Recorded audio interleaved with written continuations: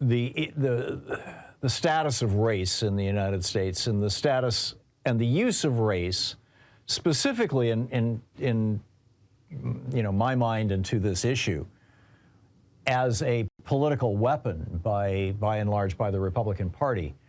And what happens as a result of that?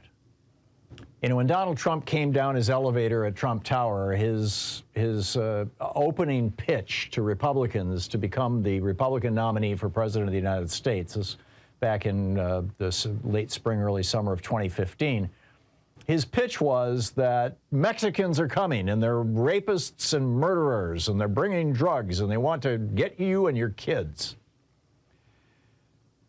It's like a variation on, Reagan's welfare queen and the young buck who uses food stamps in front of you in line, and or Nixon's silent white majority that is concerned about law and order. And, all these racist tropes, but Trump really took it from dog whistle to just, bullhorn. And here we go. It's just like, this is, example 6,312 in the last year or something like that. It's just 56-year-old Billy Davis stabbed an 18-year-old Indiana University out of the blue. This young woman is getting off the bus. Billy Davis is also female. And this 56-year-old woman, white woman, the young woman who was getting off the bus was Asian. And this white woman opens up a good-sized folding knife and starts stabbing her in the head, trying to kill her. And when she was arrested, she said that she did it because, quote, it would be one less person to blow up our country. In other words, she was saying that because this young Asian woman didn't look like her, she had to be eliminated. This is so pervasive in our culture. It has become such a piece of our culture.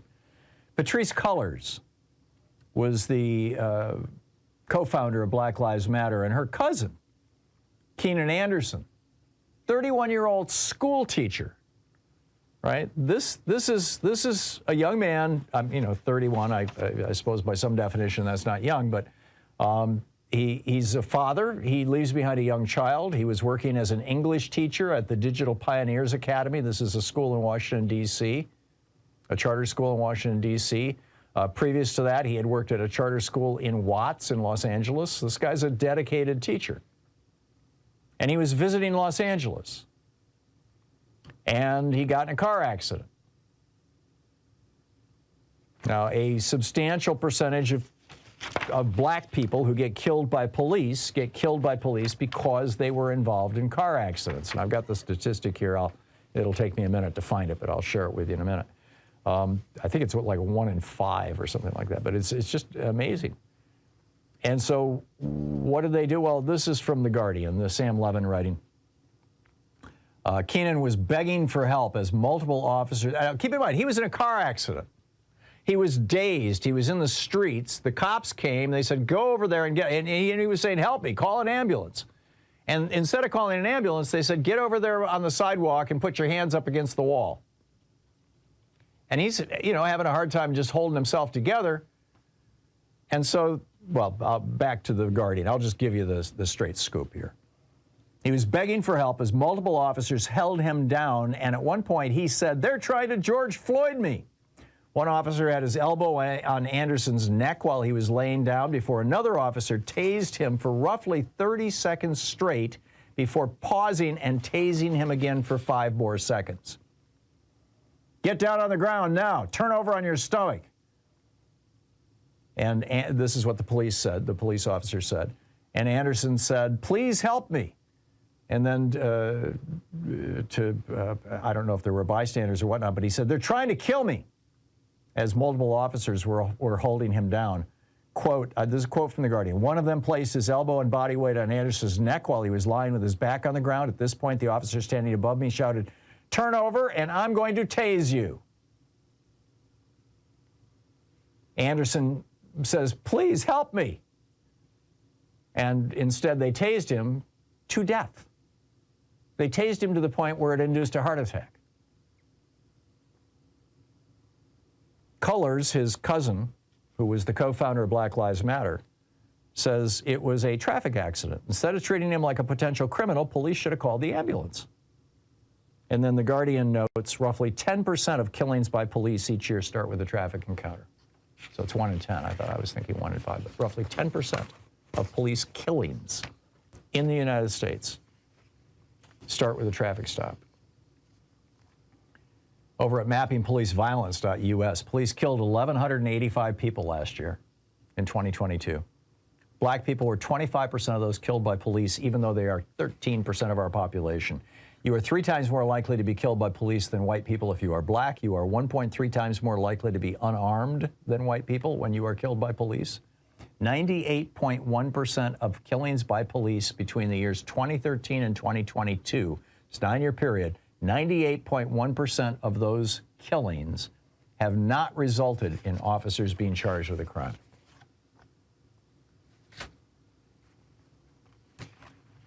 And now on top of that, you've got Republicans taking Dr. King's words out of context and repurposing them to promote racism.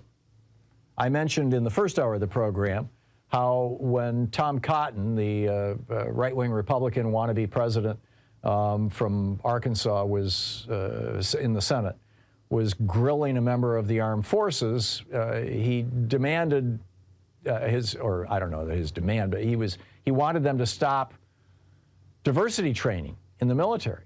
Our military is too woke, don't you know? And what he offered to this guy in the military was, why don't you just play Martin Luther King's content of your character rather than color your skin speech? Well, first of all, I can guarantee you Tom Cotton hasn't listened to the entire speech, or he wouldn't have said that. But beyond that, I mean, this is just another example. Chip Roy. John Light's writing about this over at Talking Points Memo this morning. Representative Chip Roy, the guy who nominated Byron Donalds. Byron Donalds is a black Republican from Florida, I believe. Yeah, from a 2-term representative from Florida, who opposes nonviolent demonstrations. He would have been opposed to Dr. King. And he opposes voting right protections. He would have been opposed to Dr. King. But this was the guy that they nominated to be Speaker of the House as a essentially token resistance against, and I use that word advisedly, against Kevin McCarthy. And when Chip Roy put his black man, to use Trump's phrase, up for that position, he said, and I quote, "For the first time in history, there have been 2 black Americans placed in a nomination for Speaker of the House. However, we do not seek to judge people by the color of their skin, but rather by the content of their character."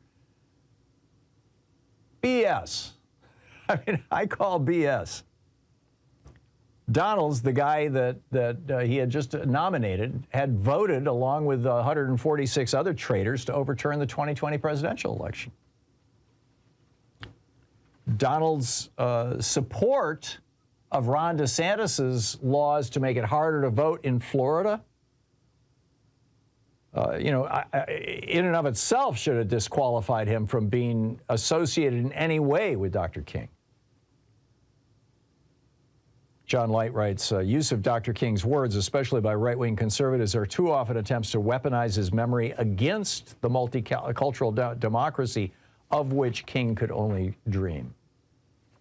Now, John Light wrote a book. It's called The Struggle for the People's King, How Politics Transforms the Memory of the Civil Rights Movement. And he says, in my book, I show that there's a direct line from distortions of King's words and legacy to right-wing attacks on multicultural democracy and contemporary politics. These misuses of King, he writes, are not accidental. He says the GOP's sanitized version only comprises King's vision of a colorblind society at the expense of the deep systemic change that King believed was needed to achieve a society in which character was more important than race. And then he goes on, this is just, I've got to get this guy's book and read it, John Light, the guy who wrote this, because he notes throughout the 1980s, right-wing social movements, from the gun rights movement to the so-called family values coalitions, to nativists and white supremacists, have all deployed King's memory to claim that they were the new minorities fighting for their own rights. These groups claimed that white Christians were the real victims of multicultural democracy and, in fact, were, quote, the new blacks. He says this false version of social reality eventually evolved into the Great Replacement theory, which is now being pushed by Fox News and Tucker Carlson, that says that white existence is under threat. He writes, in these distortions, gun rights activists call themselves the new Rosa Parks. Yes, they actually did. They called themselves Rosa Parks. The anti-abortion activists declared themselves freedom riders. Yes, they used that phrase. And anti-gay groups claimed themselves protectors of King's Christian vision. Well, King was a Christian. He must have been against homosexuality, don't you know? Right. He notes, John Light notes, over time, these political strategies had powerful effects and generated what appears, in my view, as an alternative social reality that for many white Americans begins to feel like the only reality. And this is where we're at.